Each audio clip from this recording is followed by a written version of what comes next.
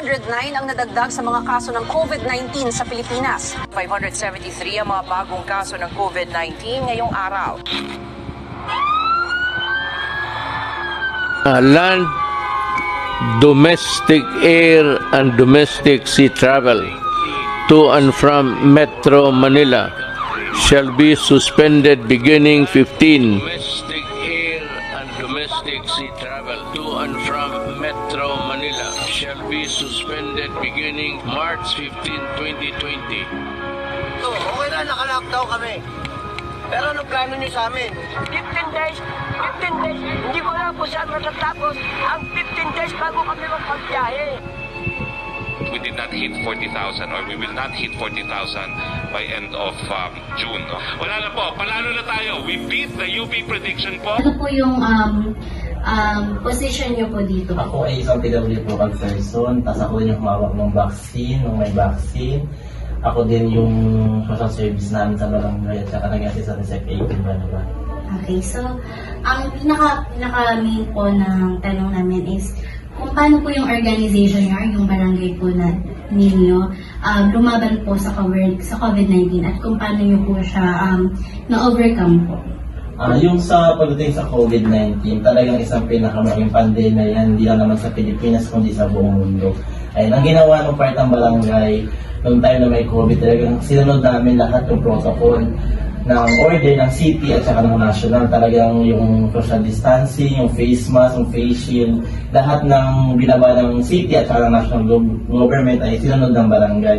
Ngayon sa overcome, nung nagbaba ng vaccine, tungkol sa COVID ay yung hinikayat ng punong barangay natin, Capital Noel Season Mark, yung ating mga kabarangay na talagang makiisa at magka-vaccine para mabawasan o ma-lessen natin yung mga nagkakaroon ng COVID-19. Kumbaga mahirap man sa part ng barangay na hikayatin sila dahil nga maraming agam-agam, maraming mga hindi naniniwala na baka pag nagbabaksin mamatay or lalong magkasakit, pero pinilit ng barangay kasama ng ating mga kagawad tsaka po ng barangay na hikayatin sila talagang para magpabaksin. Yun po. Sa tingin niyo po ba sumusunod po ba sila sa mga protocol, sa mga Actually, sumusunod naman talaga sila kasi nakita talaga nila yung policy ng barangay na napakahigpit namin. Doon naman sa pagpapabaksin, talagang hinikayat ng lahat ng kagawad natin sa po ng barangay na magkaroon talaga ng vaccine. Lalo na kung ito ay senior, PWD talaga kasi sila yung prone pagdating sa COVID. Kaya hinikayat talaga, nagbigay tayo ng free services, nagbigay tayo ng free listing ng mga pangalan nila para mapunahan sila. At pagdating naman sa vaccination area, talagang ina-assist naman ng barangay 101% para sila mapabakunahan papunta hanggang pauwi.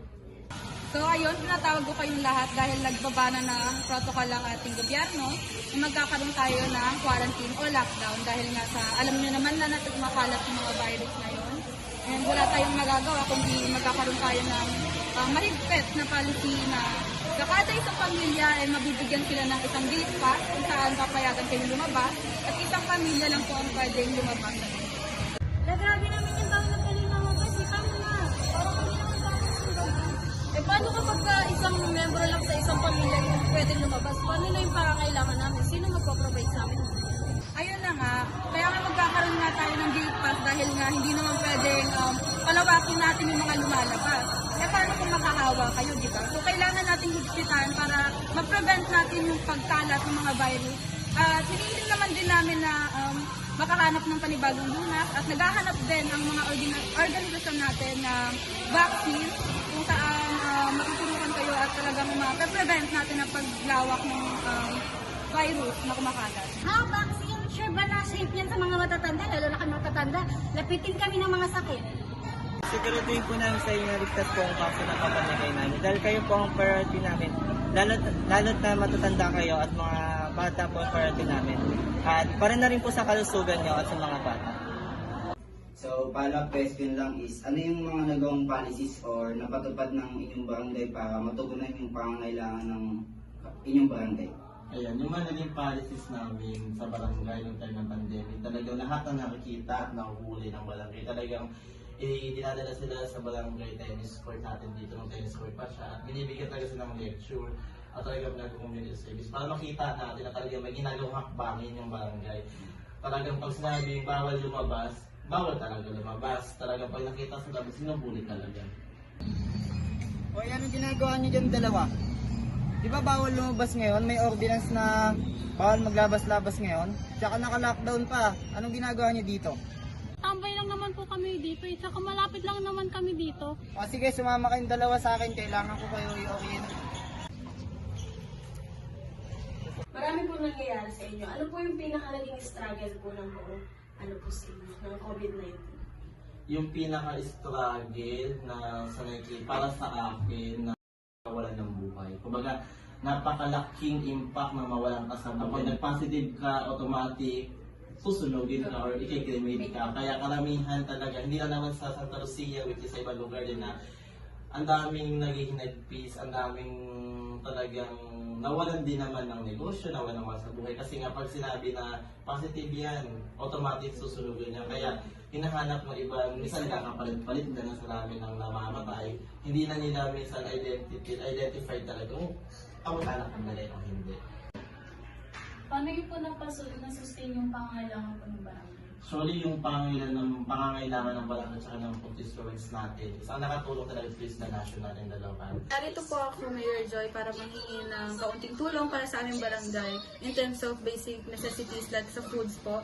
And kinakailangan din po namin ng mga supplies para sa mga natamaan ng COVID-19 and sa dagdag sa facilities ng aming barangay dahil din sa mga na-quarantine ng 14 days at talagang medyo dumadami na rin ang aming cases. So, nandito po ako para humingi ng kaunting tulong sa inyo. Sa ngayon, nakikipagtulungan ako sa ating national officials para makakuha ng quality na vaccine and may mga relief goods na din na ready ipamahagi sa ating mamamayan. Mga nakahanda na din mga COVID facilities in case na may mga mag-positive sa kababayan natin ngayon, may mag-positive sa COVID. Nung namigay ng ayuda, si Pangulong Rodrigo Duterte at saka si Mary Belmonte, nakadagdag siya para sa pangailangan ng mga kabarangay natin.